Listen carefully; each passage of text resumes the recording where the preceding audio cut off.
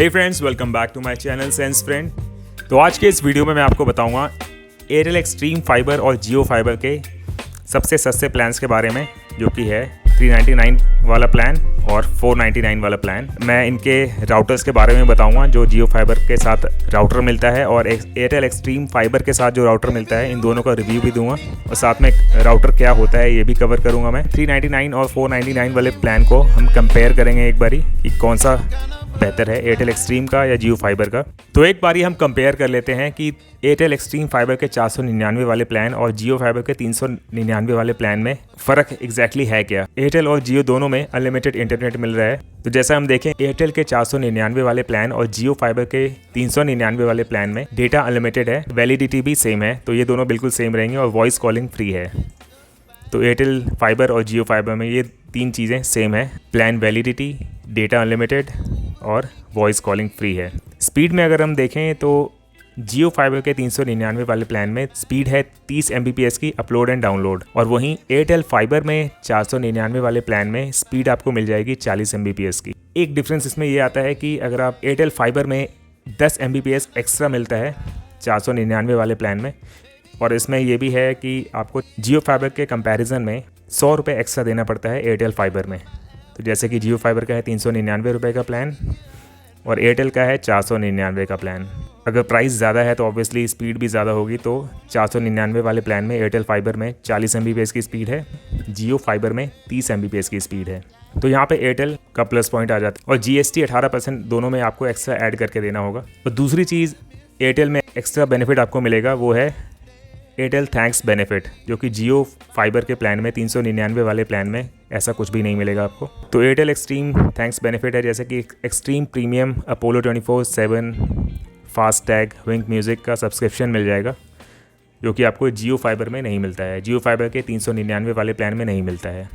तो एयरटेल यहाँ पे एक तो स्पीड के मामले में और ये कुछ बेनिफिट्स होते हैं एक्स्ट्रा, उसके मामले में एयरटेल एक कदम आगे है जियो फाइबर से, क्योंकि अभी हम कंपेयर कर रहे हैं एयरटेल फाइबर और जियो फाइबर के सबसे बेसिक प्लान के बारे में। तो बेसिक प्लान में कंपैरिजन ये आता है कि एयरटेल दो चीज़ों में आगे है, एक तो स्पीड में और दूसरा कुछ बेनिफिट्स इसमें मिलते हैं जो कि जियो फाइबर के बेसिक प्लान में नहीं मिलते हैं।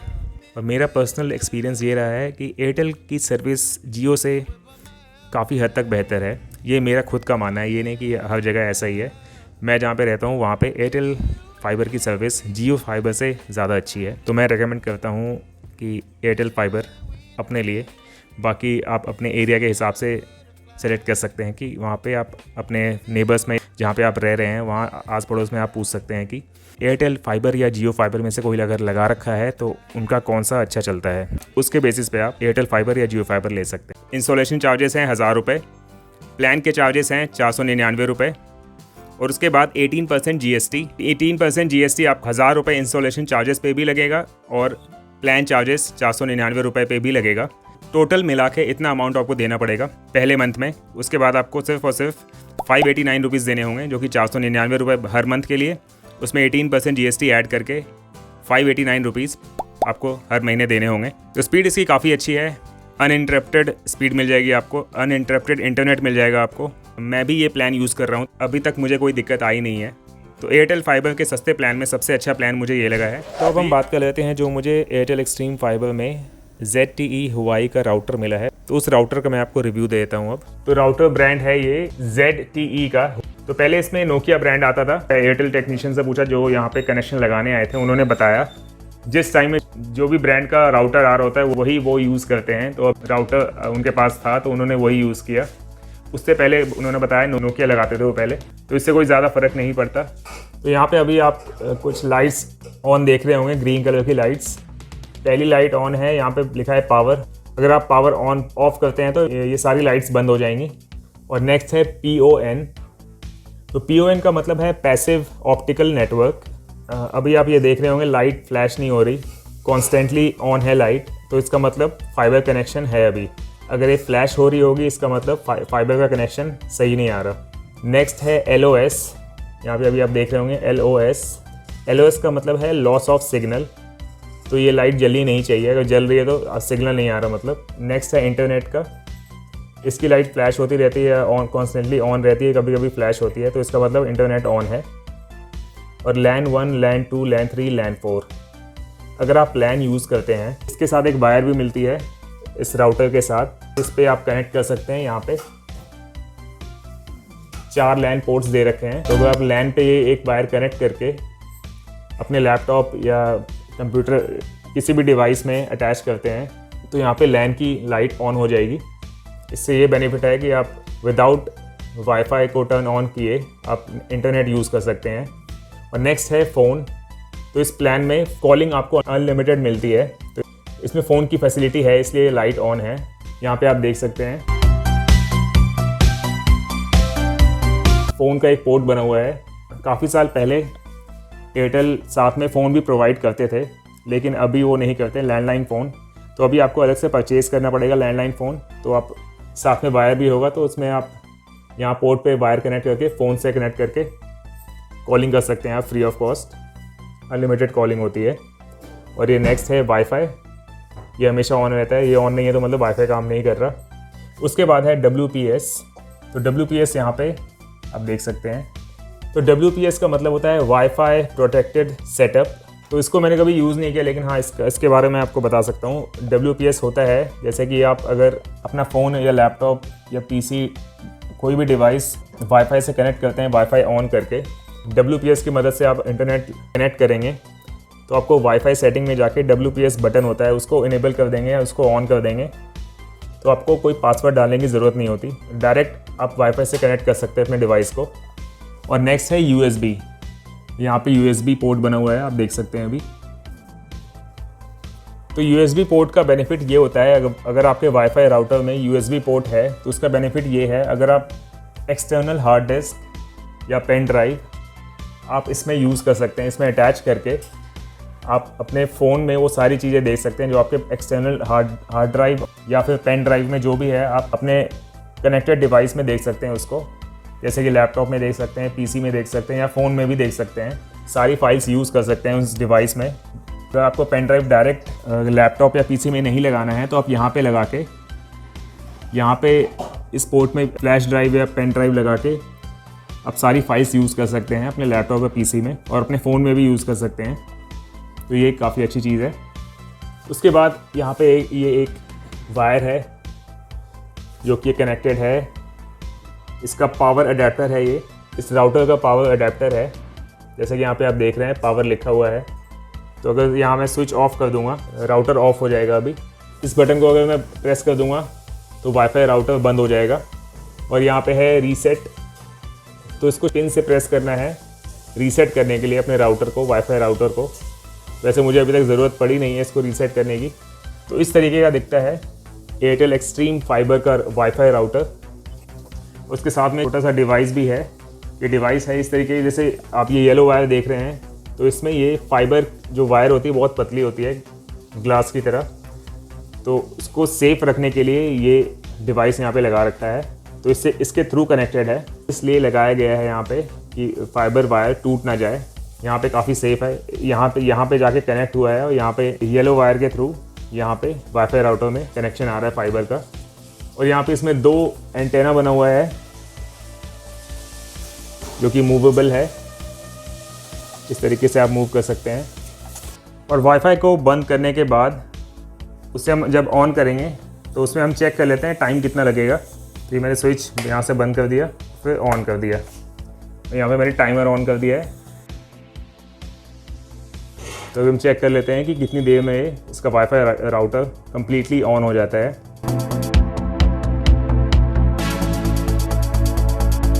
अभी तक इंटरनेट की लाइट ऑन नहीं हुई है। 1 मिनट से ऊपर हो चुका है अभी तक। और अभी आप देख रहे हैं वाईफाई और इंटरनेट की लाइट्स ऑन हो चुकी हैं। तो 1.5 मिनट लगते हैं इसको कम्प्लीटली फुली फंक्शन होने में, इस राउटर को। और मैंने जियो में कंपेयर किया था, इसमें टाइम लगता है 3-3.5 मिनट लगते हैं। तो जियो से अभी मच बेटर है ये। तो अब बात कर लेते हैं जियो फाइबर। और यही 399 वाला प्लान है। इसमें अगर आप 18% GST ऐड कर देते हैं तो टोटल आपको देने पड़ेंगे 470 रुपये, 18% GST इंक्लूड करने के बाद। तो अब हम बात कर लेते हैं जियो फाइबर राउटर की, जिसमें मैं आपको बताऊंगा कि कनेक्शन जब आप लेते हैं नया कनेक्शन, तो आपको क्या क्या डॉक्यूमेंट्स देने पड़ते हैं और कितने पैसे देने पड़ते हैं। इस तरीके का बॉक्स मिलता है आपको।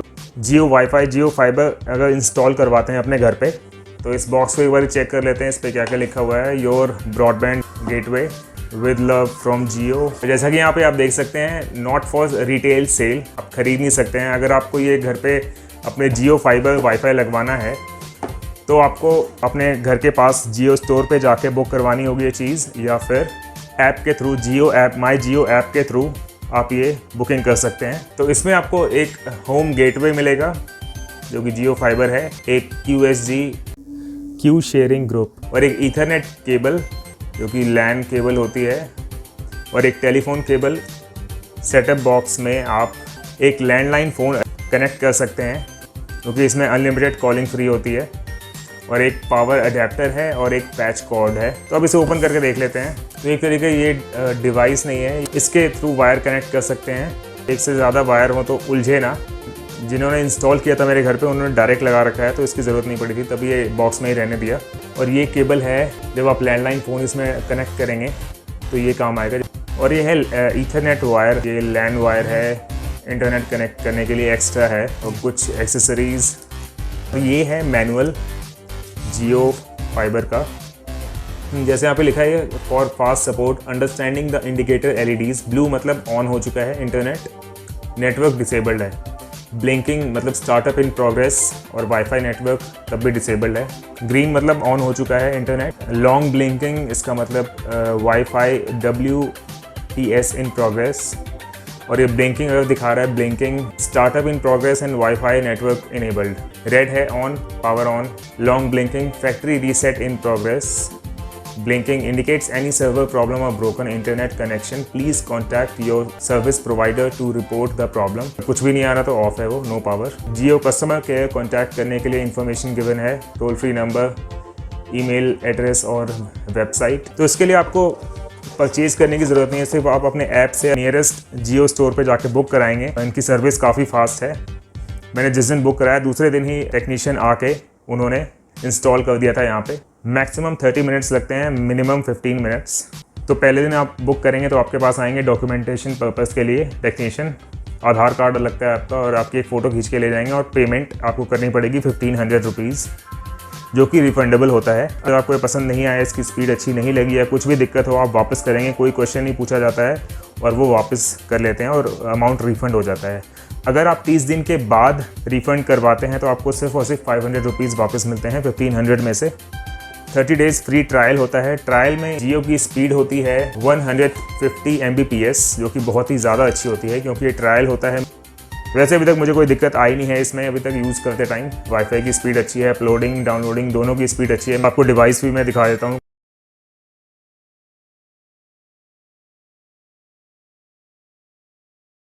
तो ये है जियो फाइबर का राउटर, जो कि इंस्टॉलेशन के बाद ऐसा दिखता है। ये मैंने वॉल पे हैंग करवाया है। तो ये आपकी चॉइस होती है कि आप किसी टेबल पे रखवा सकते हैं या फिर वॉल पे हैंग करवा सकते हैं। तो मुझे यहाँ पे ज़्यादा सही लगा।